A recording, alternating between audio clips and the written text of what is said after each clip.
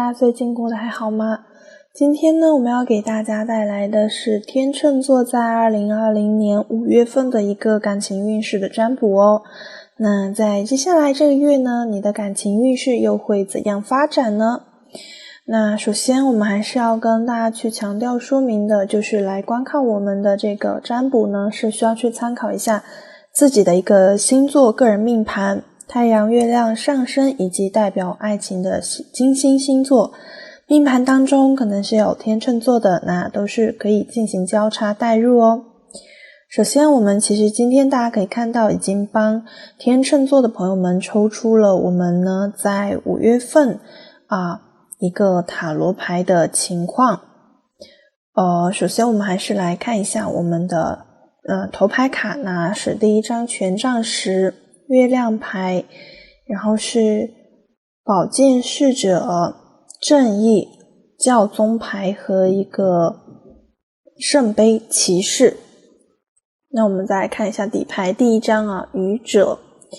第一张是愚者，第二张呢是一个圣杯国王，圣杯国王，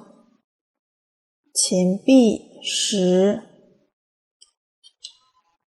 最后一张呢是一个权杖国王啊。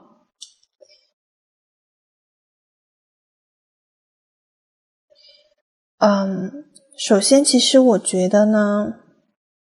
5月份的天秤座们呢可能会有一种否极泰来哦，就是有一种终于你在这个人身上付出了这么多，可能投资等待很久，那其实我觉得5月份很棒，可能就是你跟他会有这种重新的连结，那这个人呢也许会再回来找你，当然可能不一定是所有的天秤座的朋友，就是如果是有符合到老师所说的这个人，也许在过去上个月或者是前2个月他不太想要去理你，他是在忙于公事，或者是这个人有很多其他的事情，或者是有一些可能是家里的事情，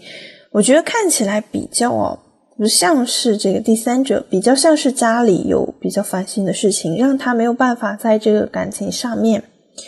所以他对你有很多的保留，也没有跟你讲太多，甚至是跟你断联，很多情绪在他心中是隐藏的，是没有跟你去说的。那这个月呢，可能在5月份他都会去表达出来，这个真相会大白哦。他会告诉你他经历了一些什么他对你的感觉是什么，对你的在乎又有多少，因为可能他不想让你走，你对他来说是很有吸引力的，你对他来说是很棒的，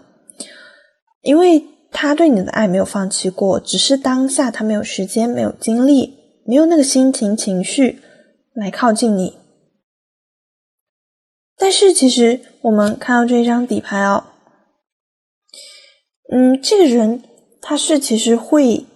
想要跟你重新开始，而且他会是很热情的去想要跟你表达。但如果你有符合老师所说的状况呢，那可能他5月份就会来找你的，因为他也是想要一个稳定的感情。那你们锁定的对象呢，应该就是双鱼、射手、天蝎，或者是射手、白羊、双子，其实都是有可能的。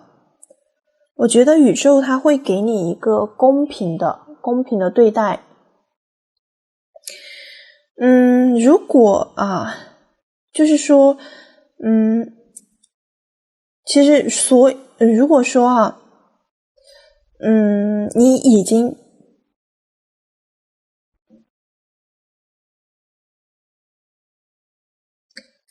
我觉得宇宙它会给你一个公平的对待，所有的付出都会有回报所以其实我觉得5月份对于你们天秤座其实也算是一个转折点，你会感觉到你一直以来都是被关注的，不过说可能对方最开始或者是在这之前是无暇关心到你，或者是跟你接触。那至于说单身的这一部分朋友，我觉得在5月份，如果你已经结束了一段感情，那现在正在单身的话，我觉得其实你对未来也会有一个新的想法，然后你会有一个蛮正向的，你会觉得过去的就让它过去了，你也不想再去想了，你会对自己很有信心，你会对爱情这一方面随遇而安，你会有很多其实认识其他异性的一个机会。但是我觉得其实你都可能是先当朋友，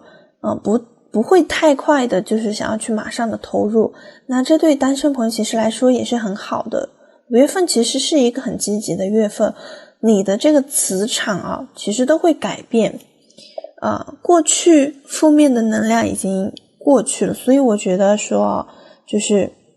在财运，其实在财运的这一块的话也会是相当的不错的，而且你也会看得比较乐观，那这也是非常可以的。当然呢，如果还在暧昧当中的朋友那这个人这个对象也是会让你慢慢觉得会比较的安心，比较安定，然后你们的感情也是慢慢进步，有这种成长的空间。你会觉得这个对象好像是跟你就是 on the same page， 你是就是那这个人其实可能匹配到的，你可能匹配到的就是天蝎、巨蟹，或者是摩羯、金牛、处女，这几个星座都是可能的。所以其实我觉得整个月份呢在感情上，感情运势对天秤座的朋友其实都是非常的正向的，不管是单身也好，暧昧也好，还是说有对象的，或者是在选择在等待的在5月份呢都会有一个好的转变，至少说你的态度，你的情绪不会被之前再卡住。所以天秤座朋友其实也是相当不错。对，那我们今天的其实感情运势占卜呢也就分享到这里就结束了。最后呢也是希望你们5月份能够好好把握那希望你们都能平安、幸福、健康、快乐。我们下一次再见。